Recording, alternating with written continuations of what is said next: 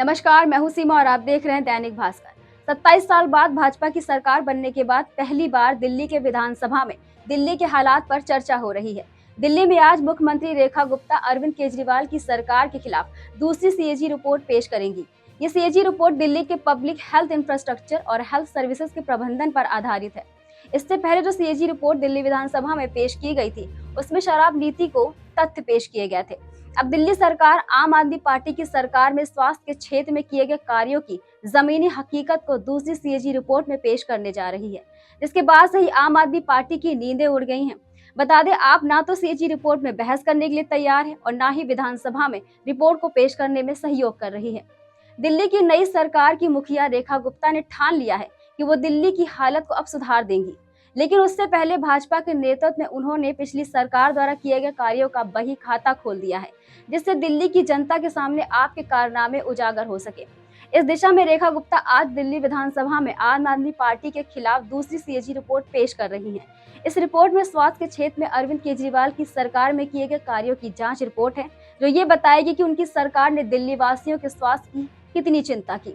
बता दें, दिल्ली की सीएम रेखा गुप्ता दिल्ली विधानसभा में आज पब्लिक हेल्थ इंफ्रास्ट्रक्चर और हेल्थ सर्विसेज के प्रबंधन पर आधारित जिस सीएजी रिपोर्ट को पेश करने जा रही हैं, उसमें साल 2024 में सरकारी अस्पतालों और स्वास्थ्य सेवाओं की स्थिति पर चर्चा की गई है। इस रिपोर्ट में यह उजागर किया गया है कि आप सरकार में स्वास्थ्य सेवाओं की हकीकत धरातल से कितनी अलग है। यह कहना गलत नहीं होगा कि सीएजी रिपोर्ट को पेश करने के लिए दिल्ली विधानसभा सत्र को 2 दिन के लिए बढ़ा दिया गया है। दिल्ली विधानसभा की समाप्ति की तारीख 27 फरवरी थी, लेकिन अब दिल्ली विधानसभा का सत्र कल यानी कि 1 मार्च तक पूरा होगा।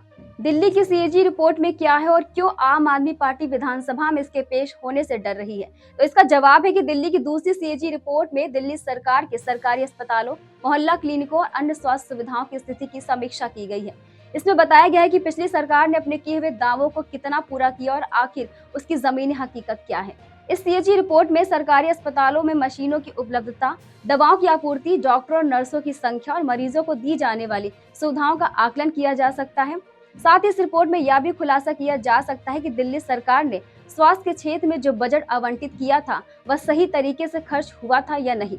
2022 से 23 और 2023 से 24 के दौरान सरकार ने स्वास्थ्य क्षेत्र के लिए बड़े बड़े दावे किए थे, लेकिन क्या वाकई मरीजों को इसका लाभ मिला, इस पर भी जानकारी दी जा सकती है। इसके अलावा इस रिपोर्ट में दवाओं पर बात हो सकती है, क्योंकि भाजपा सरकार पहले से ही दिल्ली के सरकारी अस्पतालों में सुविधाओं और दवाओं की स्थिति को लेकर आरोप लगा रही थी कि सरकारी अस्पतालों में भारी कमी है, मरीजों को इलाज के लिए इधर उधर भटकना पड़ता है।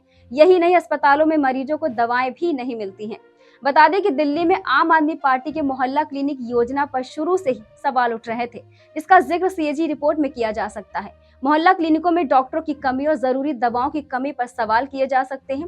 यही नहीं, भाजपा की ओर से आरोप लगाए गए हैं कि इन क्लिनिकों में दवाएं टॉयलेट में पड़े रहते हैं। दक्षिणी दिल्ली के दवा भंडार में दवाओं को शौचालय परिसर और सीढ़ियों पर रखा गया है, जबकि बेसमेंट में एयर कंडीशनिंग और वेंटिलेशन की कोई व्यवस्था नहीं है।